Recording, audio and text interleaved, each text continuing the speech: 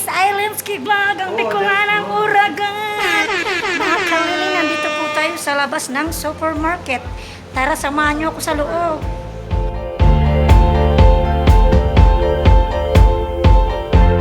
Hi mga kalili, nandito po tayo sa loob. Bibili po ako ng beef. Ito po, napakaganda oh. Bibili po ako para sa ating sizzlings tofu. Mga kalilin, ito po yung lahat ng ingredient na ating gagamitin sa paggawa po ng beef sizzling tofu.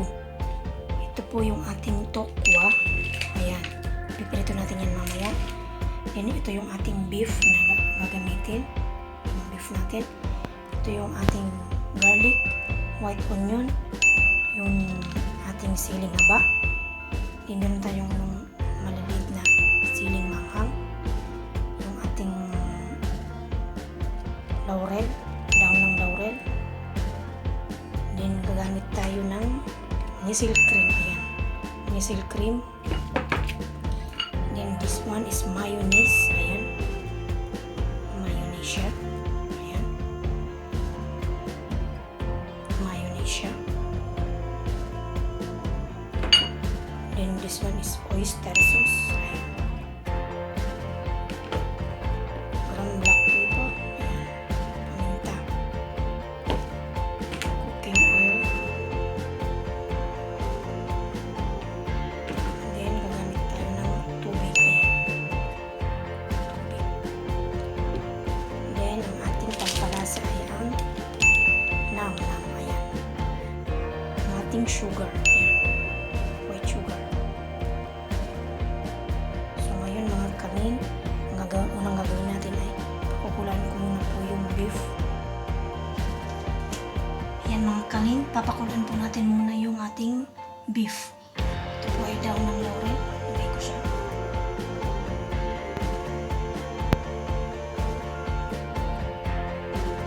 Yung ating garlic. Ayan.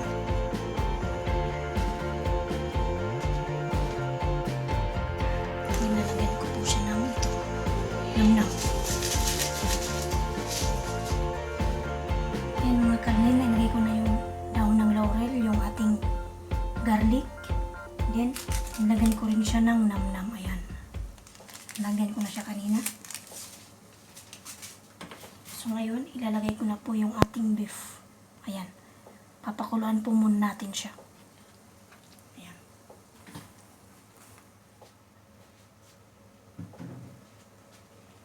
So mga kanin, hintayin muna po natin na lumambot. Hintayin natin ng mga 20 minutes. Inalagyan po natin siya ng ground black pepper, paminta. Ayan.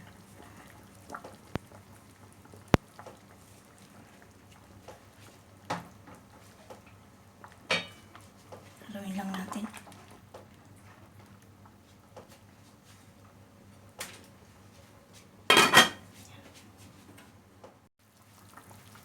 Ayan na mga kalilin, after 20 minutes, hanguin po natin yung ating beef. Wow! Hinahinahin po siya ng mga maliliit. So, ang sunod natin gagawin ay ipipry na natin ang ating tokwa. Ayan na siya mga kalin. Ayan na.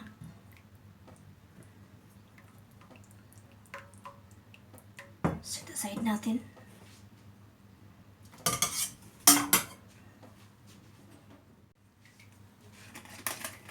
Yan mga kalin, may na yung ating kawali. So, lagyan ko na po ng cooking oil. Ipapry po natin ang tokwa.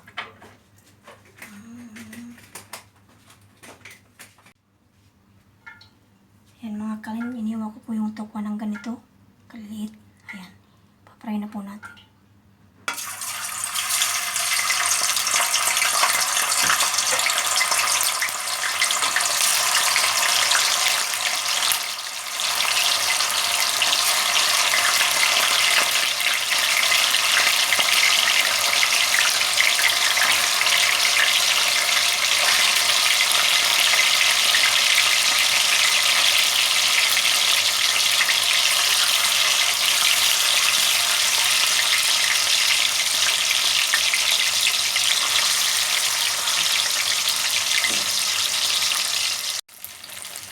kalin, luto na yung ating tokwa.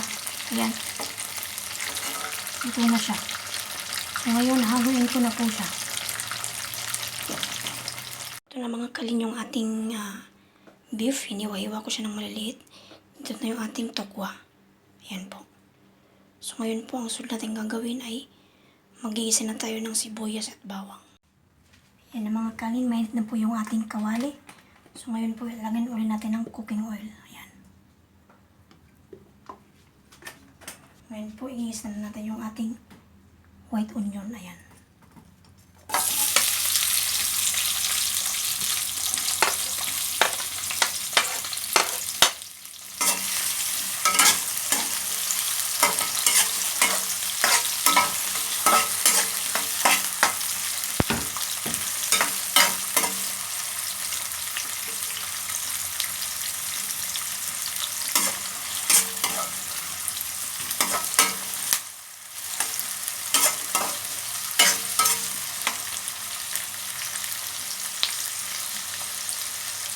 Kailangan natin maluto kunti yung ating white onion.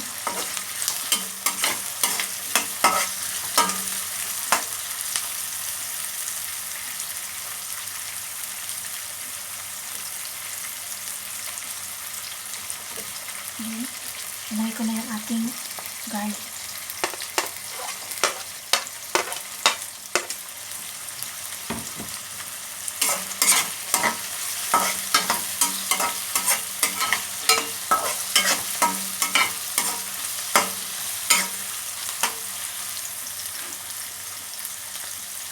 Kailangan natin maluto yung ating garlic at onion. Ayan mga kalin, ito na yung ating sibuyas at bawang. So ilagay ko na po yung ating beef. Ayan.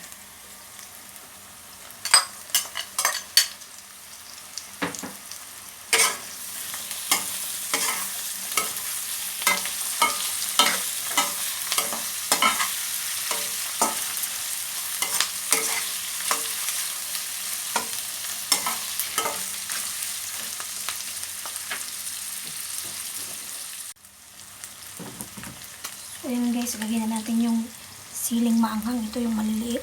Yan.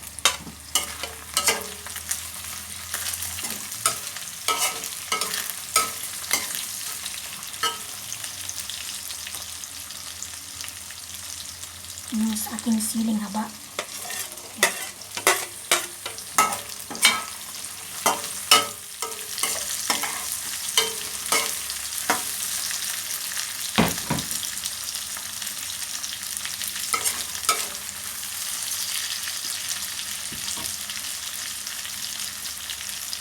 Lagyan natin ng namnam.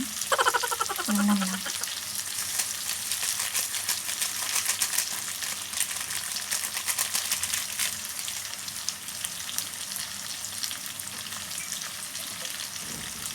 Lagyan natin.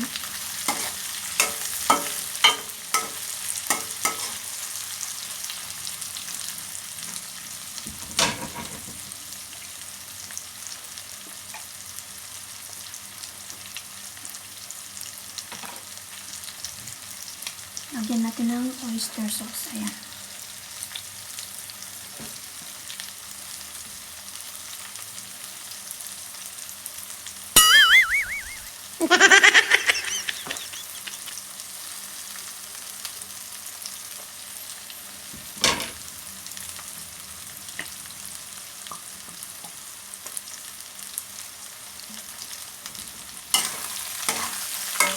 Lagyan natin.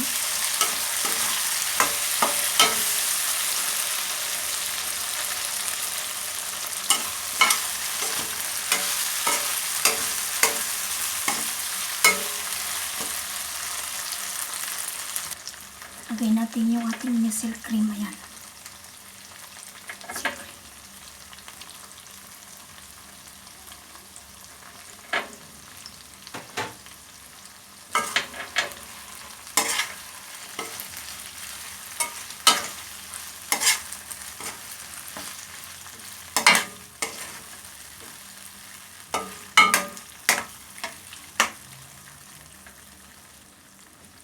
Lagyan natin ng mayonnaise. Ayan.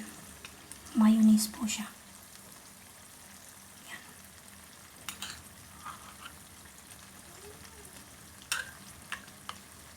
Hindi lang 2 kutsara. Ayan.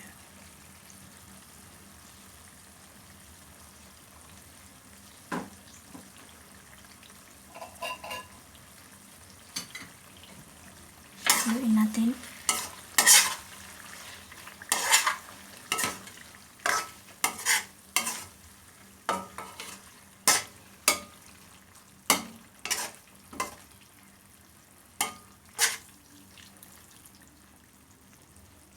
Hinaan lang po natin yung apoy. Ito po yung tubig na pinaggamitan kanina. Yung sabaw ng beef. Lagay natin.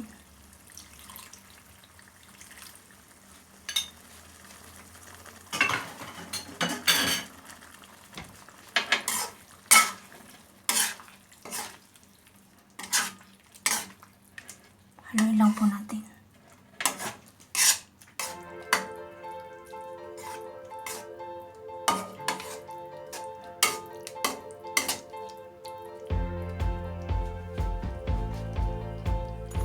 Lagyan po natin ng kunting asukal. Ayan.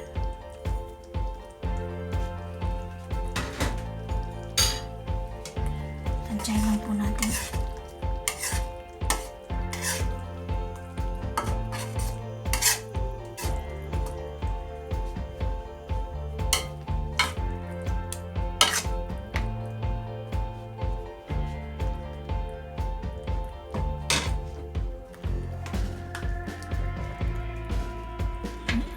Lagyan natin ng paminta.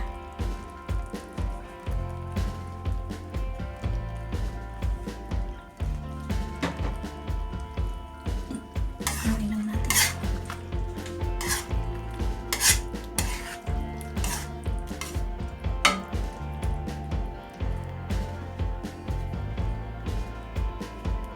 Then ilalagay ko na po yung ating tokwa.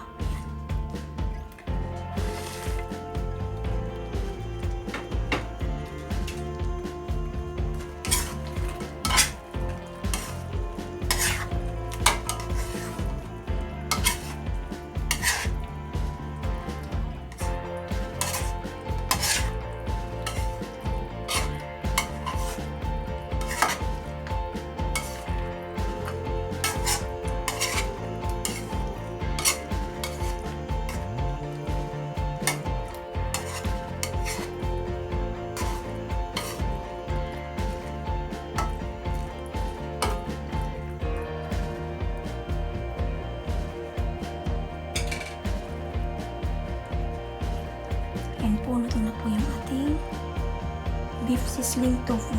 Pwede na po siyang i-serve. Mga kalinlin, ito na po yung ating finished product na beef sizzling tofu. Ayan. Kung nagustuhan niyo po yung aking pagkaluto, huwag niyo pong kalimutang mag-like, share, comment,